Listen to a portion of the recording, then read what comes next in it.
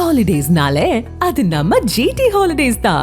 GT Holidays, South India's #1 travel brand. You know you are special when you're with GT Holidays. இந்த நிகழ்ச்சிங்கிறது 2 விஷயத்துக்காக தான் நடந்துச்சு. 2 விஷயத்துக்காக தான். ஒரு விஷயம் வந்து பாதிக்கப்பட்ட மக்களுக்கு நான் கடைசி வரையும் கரூர்ல பாதிக்கப்பட்ட மக்களுக்கு கடைசி வரையும் கூட இருக்கேன் அப்படிங்கிறத உணர்த்துறதுக்காக ஒண்ணு. 2வது செப்டம்பர் 27ல என்னால எப்படி நீங்க கூட்டத்த நடத்த முடியலன்னு சொன்னீங்களோ, அத வந்து நான் ஒரு ப்ராப்பரா என் கூட இருக்க நிர்வாகத்து மூலியம் சரி, என் கழக தோழர்கள் மூலியமாவும் ஒரு ப்ராப்பரான நிகழ்ச்சி ஒரு சின்ன தவறு கூட நடக்காம, கரெக்ட்டா குறிச்ச நேரத்தில நடத்தணும் அப்படிங்கிறத வந்து செய்றதுக்காக தான் இத நடத்தினார். 2டே விஷயத்த சூப்பரா செஞ்சுட்டு எங்க எங்க தலைவர் போயிருக்காரு. அதனால எங்களுக்கு ரொம்ப ரொம்ப சந்தோஷம். இதுக்காக உழைச்ச அனைத்து அனைத்து அரசு அதிகாரிகளுக்கும், கழக நிர்வாகிகளுக்கும் எங்க கழகம் சார்பா நன்றியும் தெரிவிச்சுக்கிறோம். ரொம்ப எல்லாரும் சந்தோஷமா போனாங்க. சந்தோஷமா வந்து இந்த நிகழ்ச்சிய பார்த்துட்டு போனாங்க. எமோஷனலா ஸ்டார்ட் பண்ண இந்த ஸ்பீச் வந்து இந்த இடைத்தேர்தல் வரையும் எங்களை கூட்டிட்டு போயிட்டாரு. ஸோ அதனால ரொம்ப ரொம்ப சந்தோஷமா இருந்தது. கயவர்களின் கோட்டையா இருந்த கரூர் இப்போ தூய சக்தியா மாறப்போகுது அப்படிங்கிறதுல ரொம்ப ரொம்ப சந்தோஷமா இருக்கு. நிர்வாகிங்கிறனால இந்த கேள்வி கேட்குறேன். இப்போ கரூரை பொறுத்தவரைக்கும் விஜயபாஸ்கர் அவர்களும் ஒரு பலம் வாய்ந்த ஒரு தலைவர் தான். உங்கள் கட்சிகளிலும் பலம் வாய்ந்தவர்கள் இருப்பாங்க. சேர்ந்து பணியாற்றும் போது ஏதாவது முரண்பாடுகள் ஏற்பட வாய்ப்பு இருக்குன்னு நினைக்கிறேன். அப்படி எந்த முரண்பாடுகளும் கிடையாது. இப்போ இந்த ஃபங்க்ஷனில் நீங்கள் எத்தனை மீடியா இருந்தீங்கன்னு நினைக்கிறேன். பல்வேறு மீடியாக்கள் இருந்தது. ஏதாவது ஒரு இன்சிடென்ட் வீடியோ எடுத்தீங்களா? அதாவது அண்ணன் எம்ஆர்வி தலைமையிலையும் அண்ணன் விபி மதியகலன் அவங்க ஆய்வு நடத்தும் போது கூட ஒன்றா சேர்ந்து தான் ஆய்வு நடத்தினாங்க. அந்த ஒற்றுமை அங்கே தலைவர் சொல்லிட்டாருன்னா இங்கே ஒற்றுமை தான். எங்கள் கழக தலைவர் மாண்புமிகு முதலமைச்சர் என்ன முடிவு எடுக்கிறாரோ அந்த முடிவுக்கு கட்டுப்பட்டு நடக்கிறது தான் கழகத்தோழர்கள். அந்த முடிவு அறத்தின் நடப்படியும் கரெக்டான கழகத்துக்கும் இந்த மக்களுக்கும் கரெக்டான இதாக இருக்கும் அப்படிங்கிறத நாங்கள் நம்புகிறோம். அது கரெக்டானதாக கொண்டு போயிட்டுருக்காரு. இதனால் நாங்கள் இணைந்து பணியாற்றுவோம். வருகின்ற இடைத்தேர்தலாக இருந்தாலும் உள்ளாட்சி தேர்தலாக இருக்கட்டும், திமுக வந்து டெபாசிட் இழக்கும். மக்கள் சக்தியான தாவேக்கா வந்து மிகப்பெரிய வெற்றி அடையும். வணக்கம்ண்ணா, எங்கேருந்து வாரீங்க? உங்கள் பேர்? நாங்கள் அரவக்குறிச்சி பேரூர் கழகம் சார்பாக வரோம். எங்கள் மக்கள் ஒரு 100 பேருக்கு மேலே வந்திருக்காங்க. இந்த நிகழ்ச்சி தளபதி விஜயை பார்க்கணும் அப்படிங்கிறது எல்லாத்தோடைய பெரிய ஆர்வமாக இருந்தது. இன்றைக்கி கரூர் சம்பவத்துக்கு அப்புறம் நாங்கள் ரொம்ப ஏக்கமாக இருந்தது, எப்போ கரூர் வருவார் அப்படிங்கிற ஏக்கமாக இருந்தது.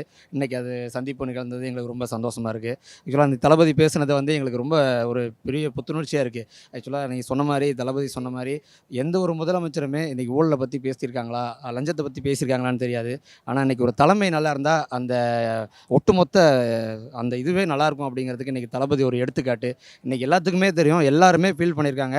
ஒவ்வொரு இடத்துலையுமே அந்த ஊழல் இல்லை, ஊழல் குறையுது, எல்லா அப்ளிகேஷனும் உடனே ஃபார்வர்ட் ஆகுது அப்படிங்கிறது எல்லா இடத்துலையுமே நம்ம எங்கே ஒரு இடத்துலையுமே ஒரு மாற்று கட்சியாக இருந்தாலும் அவங்க ஏற்றுக்கிட்டு தான் ஆகணும். அந்த மாதிரி தான் இன்றைக்கி எல்லாருமே ஃபீல் பண்ணுறாங்க வந்துட்டு. ஸோ அதனால் இன்றைக்கி மக்கள் வந்து உணர்ந்திருக்காங்க, இந்த மாற்றத்தை வந்து உணர்ந்திருக்காங்க. இந்த மாற்றம் ஏற்படணும்னு நம்ம ரொம்ப ஆசைப்பட்டோம். ஆனால் அது இன்றைக்கி நடந்திருக்கு அப்படிங்கிறது தான் இன்றைக்கி அது ஒரு பெரிய சந்தோஷமான நிகழ்ச்சி. இன்றைக்கி தளபதி வந்தது எங்களுக்கு மிகப்பெரிய புத்துணர்ச்சியாக இருக்குது. அவர் எந்த முதலமைச்சரும் பண்ணாத ஒரு காரியத்தை இன்றைக்கி நம்ம மக்களுக்காக இந்த ஊழலை பற்றியும் இதை பற்றியும் பேசுகிற சாதாரண, எனக்கு ஒன்றும் இல்லை, என்னுடைய பொண்ணுக்கு ஒரு ஜாதி சான்றிதழுக்கு அப்ளை பண்ணோம். அதுக்கு இன்றைக்கி நார்மலாக தெரியும் ஜாதி சான்றிதழுக்கு எவ்வளோ லஞ்சம் வாங்குறாங்கன்னு. ஆனால் இந்த தளபதி ஆட்சிக்கு அப்புறம் அப்ளை பண்ண 2 நாளில் எனக்கு அந்த ஜாதி சான்றிதழ் கிடச்சிது. ஸோ அதனால் இது நம்ம வாழ்க்கையில் என்றைக்குமே நினச்சி பார்க்க முடியாத ஆட்சி தமிழகத்துலேருந்து ஸ்டார்ட் ஆகிருக்கு. இந்தியா முழுவதும் இது பரவணுங்கிறது எங்களுடைய ஆசை. அவர் வந்து இப்போ வந்து சின்ன சின்ன விஷயத்தை சொல்லி பெரிய விஷயமா பண்ணிகிட்டு இருக்காரு. ஆனால் மற்ற கட்சியில் வந்து எதுவுமே பண்ணுறதில்ல, ஆனால் பெருசாக சொல்கிறாங்க. அதை பொறுத்த வரைக்கும் நான் வந்து நம்ம தலைவர் வந்து எப்போவுமே மக்களுக்கு பாதுகாப்பு தான் ஃபஸ்ட்டு. நம்ம இதை பண்ணுறாரு அதை பண்ணுறாரு அதுக்காக மக்கள் வந்து பார்க்கல, காசுக்காக எதுக்காகவும் இல்லை. அவர் பண்ணுவார், மக்களுக்கு நல்லது பண்ணுவாருங்கிறதுக்காகத்தான் வந்து பார்க்குறாங்க. அதுக்காக தான் அவர் கூட சப்போர்ட்டாக எல்லோரும் நிற்கிறாங்க. குறிப்பாக இன்றைக்கி பேசும்போது லஞ்சம் யாருக்கும் கொடுக்காதீங்க, கொடுக்கவும் விடாதீங்க அப்படிங்கிற மாதிரியான உரையெல்லாம் பேசுனாங்க. எப்படி வரவேற்கத்தக்கது தான், புதுசாகவும் இருக்குது. எனக்கு வந்து வயசு 30ஆகுது. எனக்கு வரைஞ்சிருந்து ஒரு 15 வருஷமாக பார்த்தீங்கன்னா இந்த மாதிரி நான் பார்த்ததே கிடையாது. எம்ஜிஆருக்கு மேபி இருந்திருக்கலாம், நான் அப்போ சின்ன பையனாக இருந்தேன். இப்போ இருக்கிறது வந்து ரொம்ப புதுசாக இருக்குது. புதுசுங்கிறத விட மாற்றம் ஒன்றே மாறாத மாதிரி, ஆனால் இங்கே மாறி இருக்கு. 70 வருஷம் ஆட்சியை வந்து ஒன்றுமே இல்லாமல் பண்ணுறதுங்கிறது சாதாரண விஷயமே கிடையாது. அது உங்களுக்கும் தெரியும், மற்ற கட்சிக்கும் தெரியும். அது அதனால் ரொம்ப சந்தோஷமாக இருக்குது. இப்போ இந்த கூட்டம் நடத்துறதுக்கே இடையூறு கோர்ட் வரைக்கும் போகிறதா பார்த்தோம். நம்ம எப்படி பார்க்கலாம்? அதாவது தளபதிக்கு வந்து பிரச்சனை தர்றது பெரிய விஷயம் இல்லை. நாங்கள் நிறையா பார்த்துருக்கோம் பல பிரச்சனைகளை. ஆனால் இது வந்து அதாவது குழந்தையும் கிள்ளிட்டு தொட்டிலும் ஆட்டு விடுவாங்க அப்படின்னு சொல்லுவாங்க. பிரச்சனையும் அவங்களும் பண்ணிட்டு நீங்கள் போகலைன்னு சொல்லுவாங்க. அது மாதிரி தான் அதாவது 2025 செப்டம்பர் 27 நடந்த இன்சிடெண்ட்டை எங்கள் தலைவர் போய் பார்க்கலன்னு சொன்னாங்க. ஆனால் எங்களுக்கெல்லாம் தெரியும் இத்தனை பிரச்சனைகள் வந்து பின்னாடி கொடுத்தாங்க. அவங்க ஆதன் டிவி ரொம்ப கவர் பண்ணாங்க. பிரதர் அவர் கவர் பண்ணார். மண்டபம் கொடுக்கறதுல பிரச்சனை, ஓனரை மிரட்டினாங்க, நீங்கள் போகக்கூடாதுன்னு பாதிக்கப்பட்டவங்களை மிரட்டினாங்க, அவங்க காசு கொடுத்ததை திருப்பி அனுப்பி வச்சாங்க. இதெல்லாம் ஒரு சக்தி பண்ணாமல் ஒரு பொதுமக்கள் பண்ணியிருப்பாங்க. எந்த பொதுமக்களுங்க எங்கள் தலைவரை தப்பு சொன்னாங்க? சொல்லுங்கள் மக்களை, எந்த பொதுமக்கள் வந்து எங்கள் தலைவரை தப்பு சொன்னாங்க? எந்த பொதுமக்களும் சொல்ல, பாதிக்கப்பட்ட மக்கள் சொல்ல. நாங்களாம் கட்சி நிர்வாகிகள், பாதிக்கப்பட்ட மக்கள் டேரெக்டாக நீங்கள் போய் இன்டர்வியூ கேட்குறீங்க. அவங்க என்ன சொல்கிறாங்க? இது ஒரு கூட்டத்தில் நடந்தது, இது ஏதோ ஒரு சதி இருக்குது, எங்களை தள்ளினாங்க புள்ள. அந்த சதி என்னன்னு இதில் வரப்போகுது, இன்வெஸ்டிகேஷனில் வரப்போகுது. இப்போ நான் முக்கியமாக நான் என்ன சொல்கிறேன்னா, அதான் நான் சொன்ன மாதிரி குழந்தைய வந்து கிள்ளி விட்டு தொட்டில ஆட்டுவாங்க. அதே மாதிரி தான் இப்போ ஒரு தமிழ்நாடு முதலமைச்சரையே ஒரு எதிர்க்கட்சி தமிழ்நாடு முதலமைச்சரையே ஒரு டிஸ்ட்ரிக்ட்குள்ளே விடமாட்டேன் அப்படின்னு சொன்னதுன்னா, அப்போது வந்து ஒரு ஆளுங்கட்சியாக இருக்கிற ஒரு திமுக அப்போது எங்கள் தாவேக்காவை என்னென்ன பண்ணியிருக்கோம் நினச்சி பாருங்கள். அப்போ என்னென்ன பண்ணியிருக்கோம். அதனால் ஒரே காரணத்துக்கு தான் வர முடியல. இப்போ வந்து சிறப்பாக வந்து மக்களுக்கு செஞ்சுருக்க. இப்போ அடுத்த நிகழ்ச்சி அரசு நிகழ்ச்சியாக வந்து பாதிக்கப்பட்டவங்களுக்கு அரசு பண்ணி தர போகிறாரு. ஸோ இது மாதிரி நல்ல விஷயங்களை நல்லது மட்டுமே மக்களுக்கான ஆட்சியை மட்டுமே கொடுப்பாரு. அடுத்த கேள்வி. நிறைய மாற்றுக் கட்சிகள்ல இருந்து இங்க வந்திருக்கிறாங்க, நம்ம தாவேக்காவுக்கு வராங்க. குறிப்பா கரூர்ல விஜயபாஸ்கர் அவர்கள் இங்க தாவேக்கால இணைஞ்சிருக்கிறாங்க. எப்படி இந்த புது கட்சிகள் வருகையை பார்க்க? இல்லை, ரொம்ப சந்தோஷமாக எங்களுக்கு இருக்குது. மக்களுக்கான நல்லாட்சி தரணும் அப்படிங்கிற இனிப்பை கையில் வச்சுட்டு இருக்க எங்கள் தளபதி தலைவர் அதை நோக்கி பல்வேறு சக்திகள்லேருந்து வரலாம். அவங்க பல்வேறு குற்றங்கள் இருக்கலாம். ஆனால் இங்கே வந்தாங்கன்னா அந்த குற்றங்கள் செய்ய எங்கள் தளபதி விட மாட்டார். அதுதான் அப்படி சொல்லி தான் எங்கள் கட்சியிலையும் நாங்கள் சேர்க்குறோம். நாங்கள் கழக நிர்வாகிகளாக சேர்க்கும்போது இது மக்கள் சேவை கட்சி, அப்படித்தான் கட்சியை வளர்க்கணும். இவங்க ஆள் கடத்துறதுக்கும் கொலை பண்ணுறதுக்கும் அதிகார பலத்தை வச்சுட்டு மிரட்டுறதுக்கும் கட்சி நடத்துகிறாங்க. அப்படி கிடையாது. சொந்த காசில் கட்சி நடத்துங்க, முடிஞ்சதை பண்ணுங்க மக்களுக்கு. அப்படி சொல்லி தான் எங்கள் தளபதி வளர்த்தாரு. அப்படி சொல்லி தான் அவங்களையும் சேர்த்துருப்பார். வர்றவங்கள வரவேற்று நாங்கள் வந்து உள்ளே அனுப்புகிறோம். அதே மாதிரி எங்கள் கட்சியோட ஐடியாலஜியும் என் கட்சியோட எல்லாமே சொல்லுங்க. எங்களுக்கு ஐடியாலஜி இல்லைங்க, மதசார்பற்ற சமூக நீதிங்கிறதையும் பிறப்புக்கும் எல்லா உயிருக்கும் அடிப்படை கோட்பாட்டில் தான் எங்கள் கட்சி நடக்குது. அது சும்மா மட்டும் சொல்லலை. சமூக நீதி அப்படிங்கிறது இதுவரையும் 8 தலித்துக்களுக்கு வந்து யாராவது அமைச்சரவையில் பதவி கொடுத்துருக்காங்களா? சார் வன்னியரசு சாரோட சேர்த்து ஏதாவது கொடுத்துருப்பாங்களா? சமூக நீதி காவலர் எங்கள் அண்ணன். உண்மையான சமூக நீதி அதுதான். அதாவது 18-19% சொல்கிறாங்க.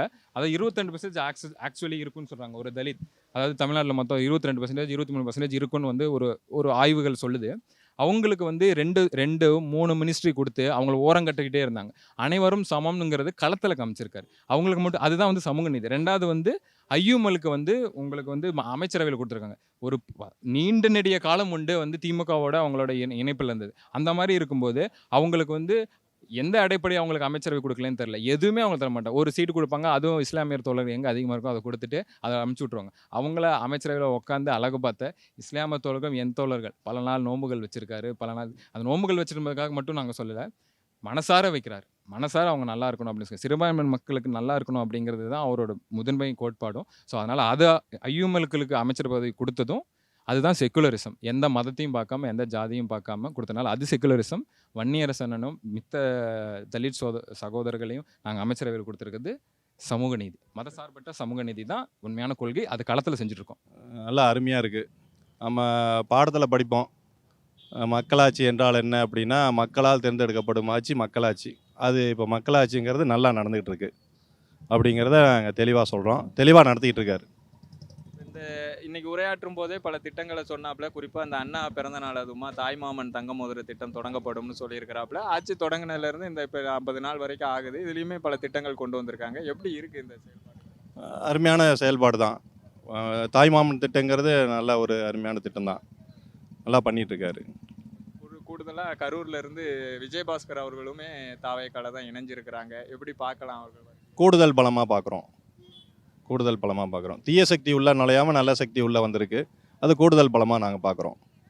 லஞ்சம் இதெல்லாம் ஒழிக்கணும்னு பற்றி பேசியிருக்கிறாங்க. எப்படி நடக்கா? இன்னமும் இப்போ வெளியிடங்களில் நடக்கா? உங்களுக்கு தெரிஞ்சு நீங்கள் பார்த்துருப்பீங்க, கேள்விப்பட்டிருப்பீங்க. எப்படி இருக்குது? எங்களுக்கு தெரிஞ்ச அளவுக்கு அந்த லஞ்சங்கிறது இல்லாமல் இருக்குது. நான் ஒரு 2 துறையை ஒரு விஷயமாக பார்க்க போனப்போ அந்த லஞ்சங்கிறது இல்லாமல் இருக்குது. ஒரு டிவிக்கே அப்படின்னு ஒரு பேச்சு எடுத்தாவே அவங்க வந்து கொஞ்சம் பயத்தில் தான் வேலை பார்க்குறாங்க. அந்த லஞ்சங்கிறது இல்லை. தளபதி வந்து நேரில் பார்க்கணுன்னு ஒரு ரொம்ப நாள் ஆசை தான். இன்றைக்கி அது கண்டிப்பாக நிறைவேறிடுச்சு. என்ன சொல்கிறதுனா, மற்ற எல்லா கட்சிக்குமே ஒரு ஒரு புஸ்வானத்தை கொளுத்தி விட்ட மாதிரி தான் இருக்குது இன்றைக்கி. வேறு மாதிரி இருந்தது. முதலமைச்சராக வரணும்னு சொல்லி தானே நல்லா ஓட்டு போட்டு ஜெயிக்க வச்சுருக்குது இல்லையா? ஏன்னா கண்டிப்பாக, ஏன்னா நானும் வேறு கட்சியிலேருந்து தான் வந்திருக்கோம். அங்கே என்னென்ன பண்ணுவாங்க அப்படின்ற விஷயம் எல்லாத்தையும் பார்த்துட்டு தான் வந்திருக்கோம். அதனால் இந்த கட்சி தான் இனிமேல் வரணும் அப்படின்றது, நிரந்தர முதல்வராக வந்து இவர் தான் இருக்கணும் அப்படின்றது எங்களுக்கு ஆசை.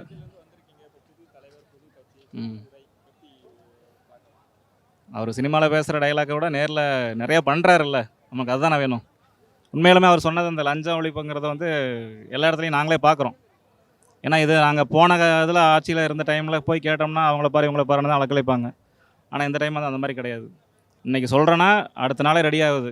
ஒன்றும் இல்லை, ஒரு சாயந்தரம் 4 மணிக்கு ஒரு பெட்டிஷன் கொடுக்குறோம், காலையில் அடுத்த ஒரு 10 மணிக்கு டியூட்டிக்கு உள்ளே வர்றாங்க, அந்த வேலையை செஞ்சு கொடுக்குறாங்க. மின்சார வாரியம் வந்து நிறையா நம்ம பண்ணி கொடுத்துருக்காங்க. அந்த வகையில் நம்ம பாராட்டக்கூடிய ஒன்று. இந்த ஆட்சி வந்து இனிமேல் தொடரணும், இதுதான் இருக்கணும் அப்படின்றது எல்லாரோட ஆசையுமே. கரூர் மக்களுக்கு வந்து அது சொல்லவே தேவையில்லை. ஏன்னா எவ்வளோ ஒரு இதை காமிச்சிருக்காங்க. அது போன ஆட்சியில் இருந்த ஆளுங்கட்சி அப்படின்றது எல்லாருக்குமே தெரியும். என்னதான் கேஸில் சிபிஐயில் எங்கே இருந்தாலுமே அது எல்லாருக்குமே தெரியும். இனிமேல் வந்து நிரந்தர முதல்வராக வந்து விஜய் தான் வரணும் அப்படின்றது எங்களோட ஆசை.